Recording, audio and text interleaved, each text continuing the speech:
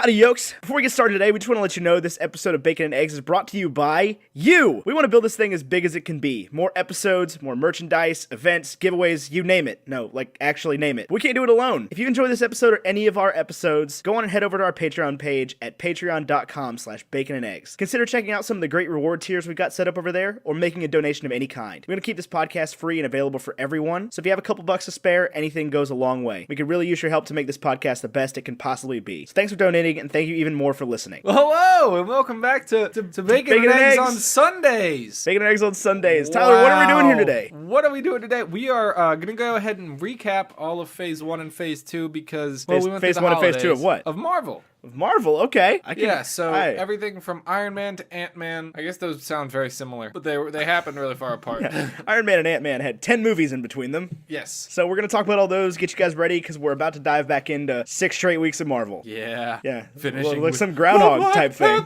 It's like Marvel Groundhog Day. But it's not Marvel Groundhog Day first. What? Isn't Doctor Strange what you're referring to? No. Oh. I'm just saying Groundhog Day because there's 6 more weeks of Marvel. Yay! Instead of 6 more weeks of winter. I thought you meant like the... No, not like the movie, like the actual concept with the groundhog that comes out of the hole in Pennsylvania and they shine lights at him and then it's winter. Yay! Whoa, boo! Because there's always 6 more weeks of winter because winter doesn't end until the end of March. It's true. It's a scam, America. True. Stay woke. It is a scam. Christmas is barely a winter holiday.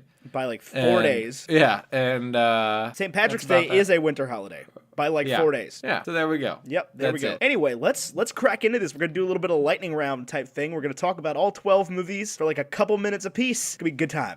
Real quick before we get started, let's run down what they all are. Okay, so save some time. In chronological order, we've got Iron Man, The Incredible Hulk, Iron Man 2, Thor, Captain America, the Avengers, Iron Man 3, Thor, The Dark World, Captain America, The Winter Soldier, Guardians of the Galaxy, The Avengers Age of Ultron, and Ant-Man. All right, let's get this started. Okay, so the first movie in the whole of the Marvel Cinematic Universe is also number 1 in our rankings of the Cinematic Universe. We have Iron Man. Ethan, tell me, like, quick thoughts on Iron Man. So Iron Man was I still think, I mean, obviously it's still our favorite in the series. We haven't found anything quite that replaced it yet. It was, from 2008, got Robert Downey Jr. introducing his title character of Iron Man, who's been a huge, possibly hero, possibly villain throughout the remainder of the series. This is where we first get introduced to the Tony Stark character and everything that goes along with him, with building the Iron Man suits, the first 5 or 6 of them, I think, if I remember correctly, in the first one. And he fights in that movie against the villain Obadiah Stane, proving once and for all that he is not the same man his father was. No, he definitely wasn't. And also, Iron Man, that's where it falls as far as the MCU goes. But as a film, it's just like the quintessential best superhero movie example. I won't say it's the best superhero movie ever, although it may be. I'm not sure where I stand on that. I'm positive that it's not, but it's close. It's a very good movie. It shows you everything it means to be a superhero. He's got a pretty clear coming of age story, not necessarily age, but he comes of a realization that he needs to be doing something bigger than himself, and that fighting crime and fighting villains is more important than just making a butt ton of money selling arms to the Syrians. And more importantly, Pepper has that line where she says, he also asked me to take out the trash. And that is just like on a whole nother level. You know what I'm talking about? No, I have no idea. I mean, when Christine Everhart is like, oh, you do his dry cleaning, and she's like, he also asked me to take out the trash. Oh, man. Yeah. So he goes from being billionaire playboy philanthropist to billionaire crime-fighting philanthropist. Playboy philanthropist. Nah, not really playboy anymore. No, not really. Because they share their first kiss in this movie, right? Don't they? Or is it the second one? I think at the end of the second one they kiss. Is it the second one? Okay, but there's definitely some romantic tension between Tony and Pepper, and they find a love interest. That's a whole different plot that goes on in the rest of the movies. They find a little love interest beginning, a flame, and that's Iron Man for you. It kicks the series off in a really good way. And it's directed by Jon Favreau, who is honestly one of my favorite directors, and I don't think gets as much credit as he deserves. No, he doesn't. It might be because he's insists on being in all of his own movies, and people find that weird sometimes. No, I don't think that's it. I think it's because all of his movies are almost great. Moving on. Number dose is The Incredible Hulk, featuring our boy Edward Norton. Sleeping in a lot of places in South America. That's exactly right. This movie is the worst movie we've ever reviewed, so we're going for a stark... We got it. Get it? Got it in 12th place right now. 12th place. Stark contrast. And listen, a lot of people are watching this movie this week or last week. Yeah, because they're doing their whole, let's watch a Marvel movie a week until Infinity War comes out. And a lot of people are the Incredible Hulk apologists. These people are wrong. This movie actually sucks. It's just not good. Its pacing is weird. The best character is the villain. But then, the title character is just, the villain dies, so we don't even get a future of that. Like, there's no follow-up with that. There's no follow-up with Grey Hulk, and the main character is just like a, what do you call it? Like a... I don't know what you're trying to say. Well, it's like a cookie-cutter action movie where he's just watching his watch for his heart rate, It's just not a good movie. Plus, like, the U.S. government is firing guns at college campuses and in New York City, and it's a weird, jumbled, confusing mess, and it's not good. I'll say this about Hulk. Was it better than Hulk 2003 with Eric Bana? Yeah, definitely. Was it better than any other movie to come out since then? Superhero movie? Not from Marvel's end. Yeah, no, but it was better than, like, Batman vs. Superman. Was it? I enjoyed Batman vs. Superman more than I enjoyed The Incredible Hulk. Rotten Tomatoes disagrees with me and ranks it like a 25%, but I enjoyed it much more than I enjoyed The Incredible Hulk. This movie was nearly unwatchable and it never ended. That's true. It did never end. It may not be, I don't know when it came out, but it might be better than a Marvel movie that has come out since then that isn't part of the MCU, if that Wolverine movie with Deadpool happened after this, because that was worse. X-Men Origins Wolverine. I don't know if it did or not, but I have no idea. It's bad. I can't remember. That was bad.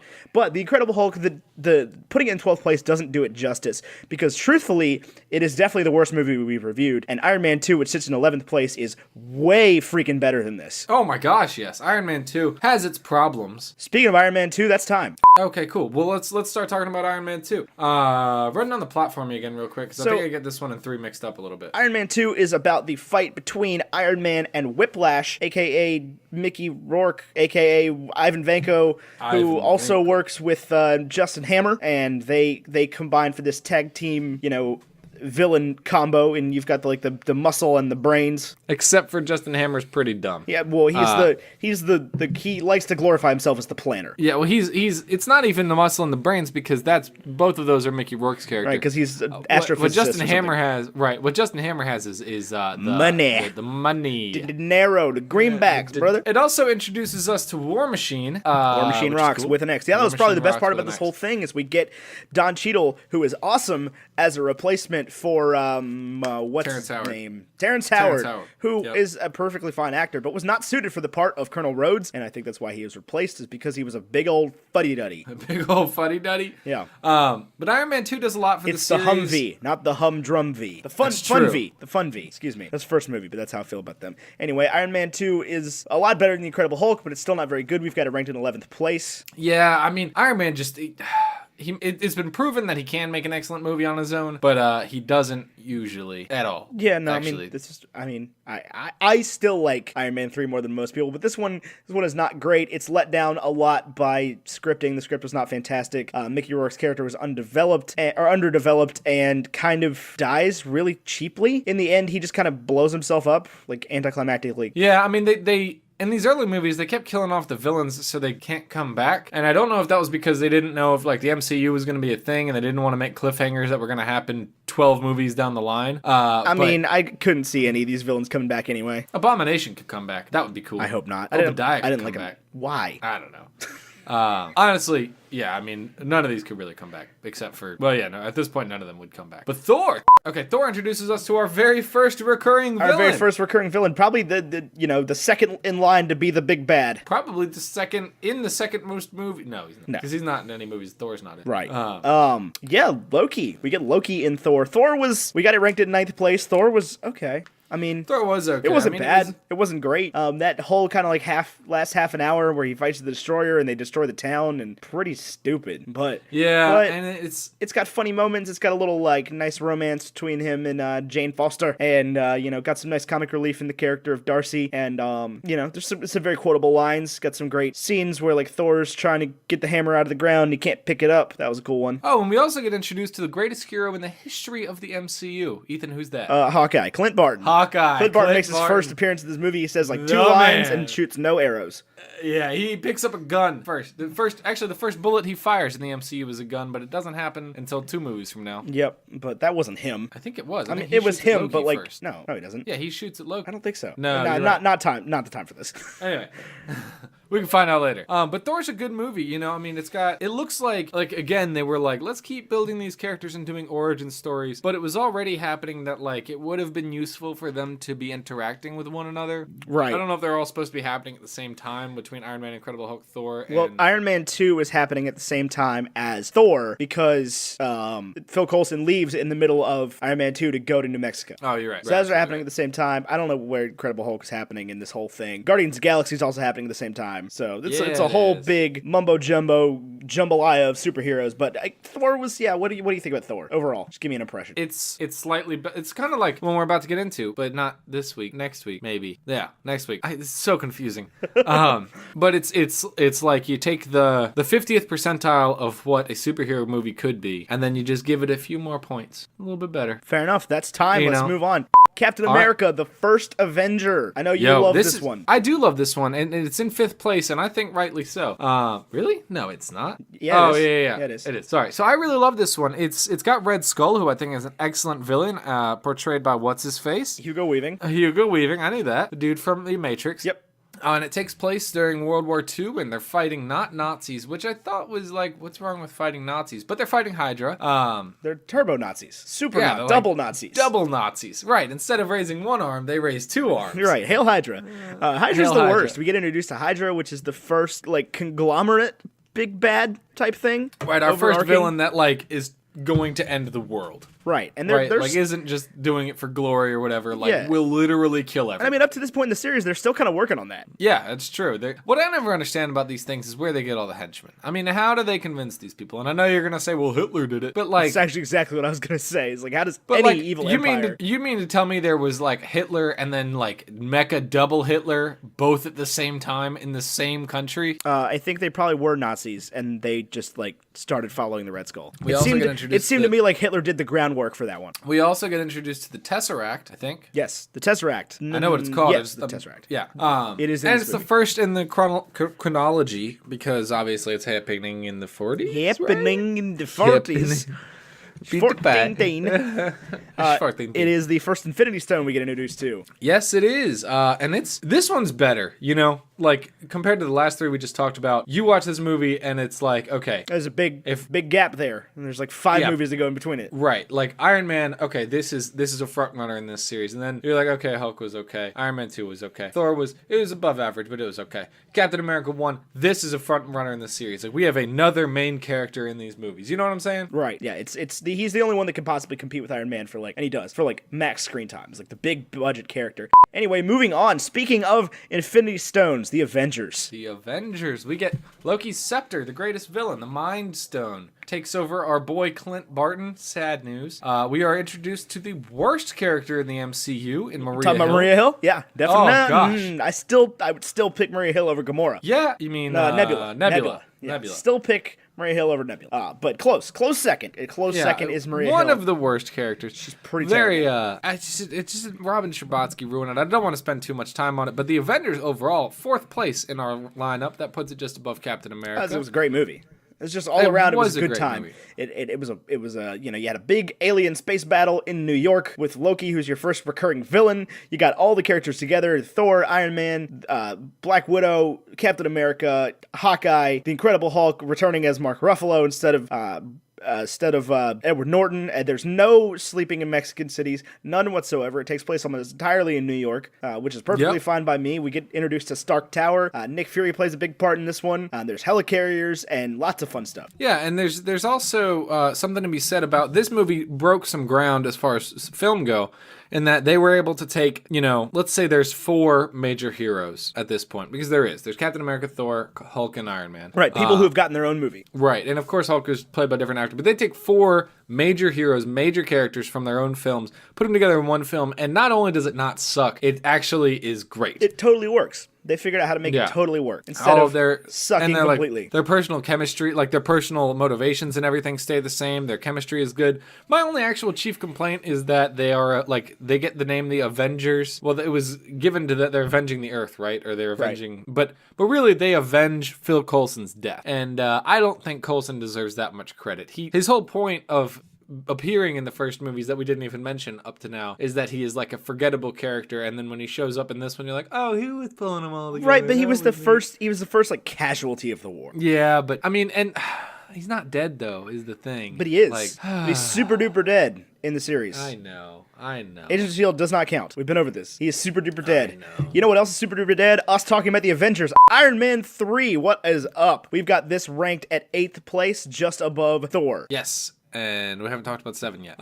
So Iron Man 3 is a little bit. It's Marvel's emo phase beginning. Yeah, this is the hangover. Marvel discovered My Chemical Romance, locked itself in his bedroom, and started making movies. Yeah, you get a real PTSD from New York. Tony Stark is messed up by the whole Battle of New York thing, rightly so. I mean, it's 6 months afterward, and he just saw into a different dimension full of, like, space whales. And is the only of the 4 major heroes that is just, like, a normal mortal person. Right, like Captain America's a super soldier, and he even says this many times in the movie, but, like, Captain America's a super soldier, and Thor is literally a god, and the Incredible Hulk pretty much can't be stopped or killed by anybody no matter what, and Tony Stark is a man in a box. A man in a can. Well, and real quick, I don't want to. I don't want to touch on it too quick or too long. But Hulk is so powerful and so immortal that even after like Hulk was cured and like the virus of the gamma radiation was killed, he jumps out of a plane and the Hulk comes back. Right. You know what I'm saying? Like he is unkillable, and I think that's important to note here that Tony really is the only mortal in this situation. Right. It's like Steve could be killed, but Iron Man 3 is great. There's some great theory that comes out of Iron Man 3 when he builds. You know, he goes through the whole. This was Iron Man 2 where he did that. Did what? When does he build the triangle arc reactor? This one, okay. Yeah. So he builds the triangle arc reactor, and there's some theory around that it was a new Infinity Stone, and that's why in the trailers for Infinity War, behind him, the Time Stone has already been taken, and Doctor Strange is frozen in time, but Tony is not, which is possible that Tony has his own Infinity Stone, which would be very, very cool. And that is also why in Avengers he could not be taken over by Loki, but then again, he didn't have it in Avengers, so who knows. But yeah, that's where I'm at right now. Right. Maybe it was 2. It might be. I don't remember. One of them It is. It's 2 because it happens. It's based on the World Fair, which is in 2. Right. No, but he still has the thing in his chest because... No, never mind. I don't know. I can't remember. Anyway. It's 2 because in 2 he's fighting the poisoning. Right. Iron Man 3, emo face. Tony is making suits left and left and left and left and right because he doesn't know what to do with himself, and he's made like 40 of them or something. And Pepper's like, oh, is that suit number 12? And he's like, something like that. And you look down his arm and it's number 42. Right. Continuing on Marvel's emo phase, we got Thor, The Dark World. Man. Dark is an adjective, man. That describes this movie. This movie, honestly... Recurring villain. Well, not... I mean, Chris Eccleston's not the recurring villain. But Loki's in this movie as not a villain. Yes, Loki's in this movie as a buddy because in the first Thor, they introduced us to the Warriors 3, and I didn't like him. I didn't like him at all. I get, like, a lot of comic book fans and Norse mythology buffs are going to like them. I did not, and I'm right about that. They're just one-dimensional and boring. Thor 2 gives us a lot more Loki, who's developed and interesting and cool. And what were you going to say? I was just going to say this movie's not good. No, it's not good. No, it's not good. It's not. I love Chris Eccleston, but he did a very bad job at being the villain Malekith. It's not a very good villain at all. The whole kind of point of the movie where they're like coming upon a recurrence, or like a resurgence, where all the realms mix up, and like that was cool. They could have been really awesome, but they didn't do it right. Yeah, but we do get another Infinity Stone out of the ether. Yep, we do get that. But honestly, I think putting this one in 10th place above Iron Man 2 is almost generous. Yeah, you might be right. But that's where it's at. It's a bad movie. We get a lot of really dumb stuff said by Darcy in this one. Funny stuff too, but like she's in it a lot more, and just kind of some asinine character development there. And well, then they also develop all of Thor's posse a lot, not the Warriors 3, but his Midgard posse with Kat Denning and right, and then which I think is dumb because then they completely take them out of the series entirely after this movie. They never come back ever. They're never going to. I think I think Ed Selvig, if anybody, will, but because he plays a pretty integral role in the but he's series. Not like part of it, right? He definitely comes back, didn't he? Yes. Yeah. Yeah, I think so. Anyway, but yeah, no, it's the rest of them are just irrelevant after this. They never come back. Jane Foster's gone. They break up. You know, he gets dumped or whatever in a future movie, and you know, it was kind of a dumb movie. I don't want to just sit here and talk bad about it, but like it's not the greatest movie in the series. You're absolutely right. right. Other than the fact that it introduced an Infinity Stone, it's pretty much irrelevant. Yeah, it kind of holds us over until the next major film. Not quite Age of Ultron because there's 2 in between it, but Captain America 2 is a huge film with a proper competitive to Iron Man type hero. So right. It's kind of sandwiched in there, and it doesn't quite get the love it deserves. Cool. So Captain America 2 next. This is considered by many people to be, up until at least before Thor Ragnarok came out, the best of the series. And a lot of people are wrong. Yeah, it's good. I mean, it's not that good. It's not better than Iron Man. Like that's like none of them are. I mean, it's not better than either Avengers movie at all. Correct. We actually ranked it at 6th, which is right below Captain America 1, right below the Avengers. No, right below Captain America 1, right above Ant-Man, which we haven't gotten to yet. It's very good. It is like an exceptionally good movie. Just as far as like sit, watch, be entertained, good stuff. Yep. I think it leans a little too heavy on Sam Jackson's character though. Yeah, there's too much, and it didn't have a real villain. The villain was like the government again, but like without an actual like super villain. Right. And it's got Agent 13 in it, which was like a weird side plot, but we are introduced to the Winter Soldier, who I think, upon like first watching through this series just as a fan when they came out, I wasn't super crazy about and thought was kind of dumb, but now that we're watching it together and really diving into it, I think it deserves a little bit more credit. I think he deserves less credit than he's given. Still not sold on Bucky. Maybe not more credit than he's given, because people give him a lot of credit in the fandoms. Yeah. But more credit than I was giving. Yeah, I don't know. I think I ranked him appropriately the first time I watched these movies, in that I was like, stop caring about Bucky. You have bigger fish to fry. It's true. Thanos is out there. Right. Captain America, the first Avenger, the first Captain America movie, didn't do a good enough job of selling me on their relationship. So it's always been, since then, kind of tough to see like Cap pull his punches against a villain. But then my major issues with this movie resulting from the whole fact that like the big fight scene in this movie is Captain America versus some planes. It's true. It's like there's no actual villain. Well, he fights Bucky on the plane. Yeah, but like we're not calling the Winter Soldier a villain is the thing, as much as we're not calling Loki a villain anymore, because now he's like a good guy. Yeah, plus Nick Fury is not the villain here. It's who plays the director of S.H.I.E.L.D. Alexander like Pierce. Above Nick Fury. Alexander Pierce. Who's the actor? Robert Redford. Robert Redford. You know, he's the villain here, but so is Sam Jackson, where he's like, I want to hold a gun to everybody's head and call it peace. Like, what? Yeah. That's bad. Yeah, that's terrible. That's terrible. Like, that's... You know what is not bad is Guardians of the Galaxy, our next movie. Guardians of the Galaxy is ranked actually number 2 overall. Two overall. I actually friggin' hated this movie the first time I watched it. I thought it was dumb. I thought it was overplayed. I didn't get it because it was the most overhyped movie I've ever watched in my life. People wouldn't stop talking about it, and like I still don't get the hype at all. I still don't get the hype. What do you mean? Then why is it ranked number 2? Because it's a very good movie. It did not change my entire life. I have seen plenty better movies than it. So here's my thoughts on Guardians of the Galaxy as far as what it did for cinema. It didn't do anything for cinema. I completely disagree. A lot of these follow the progression that Iron Man did, where like Iron Man set a template for what a great superhero movie could be, and then everything else tried to be like Iron Man. For the most part. It did things for superhero cinema. It didn't really do anything for cinema. Well, superhero cinema is its own genre now. This one brand you has just said 17 cinema. movies. That's what I'm taking issue with. Okay, whatever. It did a lot for the superhero genre. I agree with that completely. In that they could make one that was literally like high stakes but hilarious. Right. And that's the thing. That's I think why we rated it this high, is because like this movie could have been terrible. It didn't matter. The fact is that what it did for the other movies following it was so important. Yeah, I mean,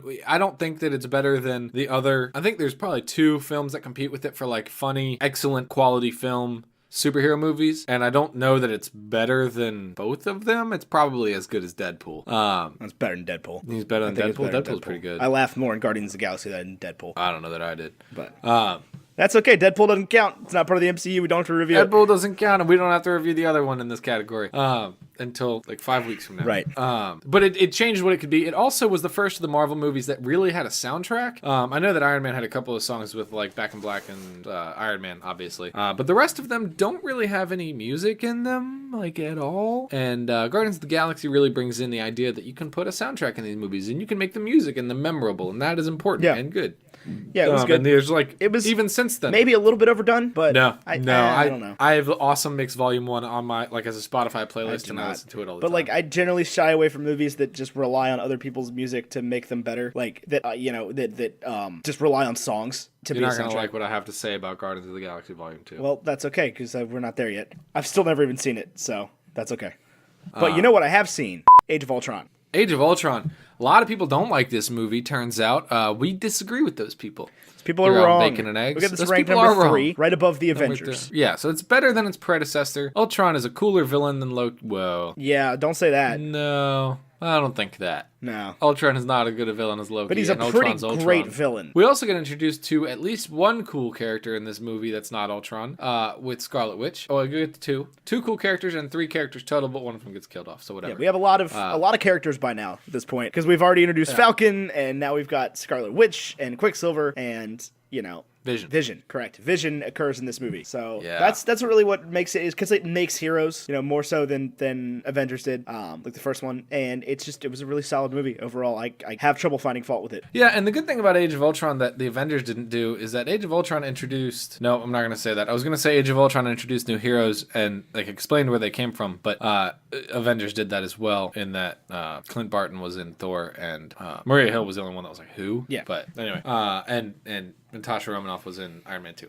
Yes. But Age of Ultron was better than the Avengers. The team comes together better. The action sequences are very cool, and I like what they did with the chemistry in this one a lot. It was great. It was great. We get the whole thing with Hawkeye's family, and it was a really solid movie. It was. I really enjoyed it. I really don't know what else to say about it. James Spader was excellent. It's okay. We can move on. Okay. We got and lastly, number 7, we got AntMan. AntMan harkens us back to what Iron Man could be. How to make a great origin story superhero film thing. It was good fun. Good fun. Was good fun. AntMan's a very likable character. He doesn't really have any necessary negative aspects to him. I mean, he's a thief. Whatever. But we get a surprisingly developed character, as you'll see as we get into Captain America Civil War here in a minute. And that he's got some real strong feelings about things, kind of like our boy Marty McFly feels about being called a chicken, only instead he doesn't like being locked in jail.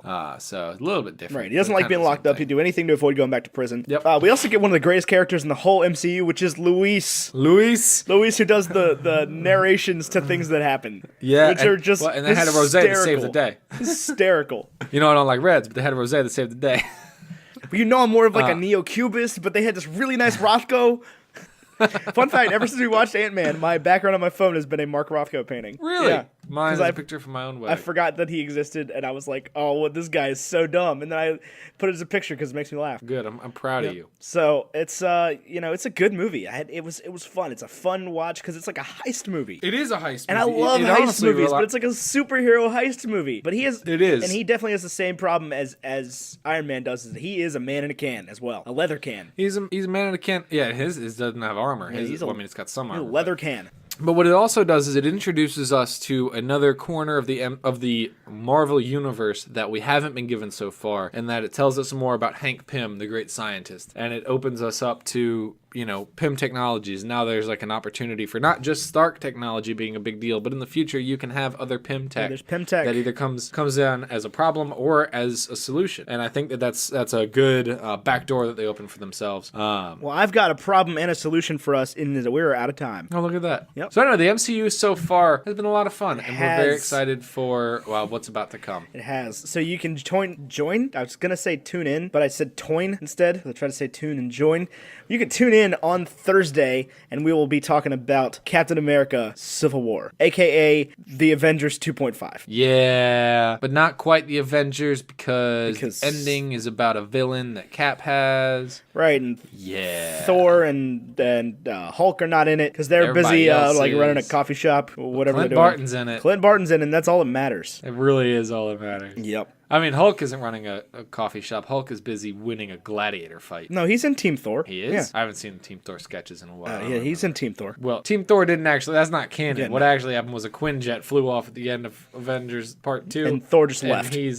Thor just left. There's no reason he couldn't have been in that movie except he would have wrecked everybody. I don't know about everybody. I'm pretty sure Vision could have put him in the ground. Yeah, but Vision was busy fighting Scarlet But we'll talk about this on Thursday. Yeah, we'll get there on we Thursday. Already got there. Yeah, we've already talked about it. But thank you so much for listening to Sunday Brunch. I hope you go enjoy your actual brunch. Have some mimosas and some whatever.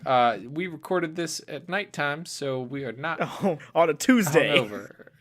On Tuesday. But I hope you enjoy it on a Sunday. This Sunday. And as always, I'm Ethan Hitchell. He's Tyler Carlin. I am at Wow Now on all of our socials. He is at the O's are zeros in mine, by the way. And he is at America Carlin's America RLIN.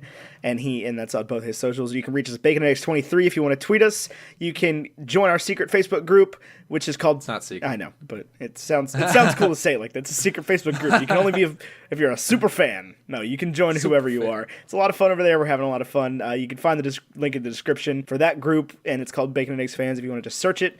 As well as, like we mentioned earlier in the episode, you can go to patreon.com/baconandeggs and throw us a couple bucks to help us keep the lights on. And if the merch has already been dropped, we don't know if it will be or not because we're still talks with the people. Probably doubt it, but we're working on merch. Merchandise it's exciting. for you. It's gonna be fun. It's gonna be super duper fun. So if there's a link downstairs for merch, then great. And if there's not, it'll show up soon, I promise. Yes, we're super excited. You'll be able to take Bacon and Eggs with you wherever you go, not just on your podcast app, but also on your chest. Absolutely. But thank you guys so much for listening, and until next time, arrivederci. AntMan and the Wasp.